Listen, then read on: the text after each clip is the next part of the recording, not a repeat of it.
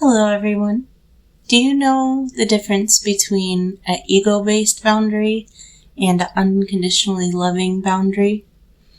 This is something that I've been kind of mulling over with myself in my own head. So I wanted to share this concept with you guys. I had a friend who asked me to do this video for you guys. So the way that I see these concepts is that there are two ways that we form the basis of a boundary with another person. It's either out of fear or out of love. Either fear of them hurting you or you hurting them, or a boundary out of love where you're doing it because you feel like it's what's best for them in a loving way, or what's best for you in a loving way.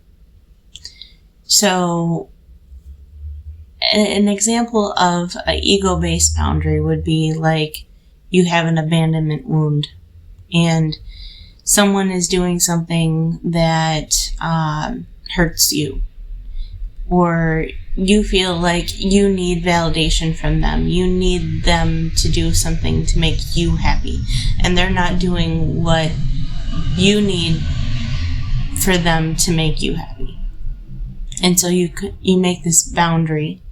You're like, okay, well, if this person doesn't do X, Y, and Z for me, then I'm gonna, not communicate with them, or I'm just gonna take myself out of that situation. And I would consider that more so of a ego-based boundary, because you're doing it out of your wounding, out of your insecurities, out of your fear of being hurt or being abandoned. But on the other hand, there is unconditionally loving boundaries, where you are doing something and bringing your energy back to you because you need it. You need to have your energy back within yourself.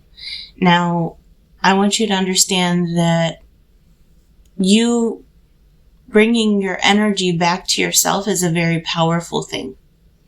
And you don't have an obligation to anyone else's healing process except for your own.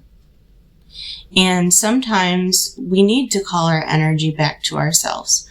We need to stay in our own energy and feel safe within our own energy as well. But there also comes a time when you pull your energy back because you're enabling another person. By doing too much, you're not allowing them to do their own inner healing and journey for themselves, because you can't do it for them. You can't. And I know that sometimes that's hard to hear, because we want to feel like we have a bigger role in other people's lives and other people's journeys than we actually do. We can, help people when they reach out to us, when they want the help, when they are asking for the advice, when they're asking for the guidance, when they're ready to receive it. And that's the difference. You can't keep giving and giving and giving and giving and giving and leaving yourself depleted and leaving them overwhelmed in that energy. You have to trust. You have to love. And you have to give them space to grow and to flourish and to grow that strength on their own. And that's the message that I have for you guys tonight. I'm Reiki Master Sharon. Have a great night.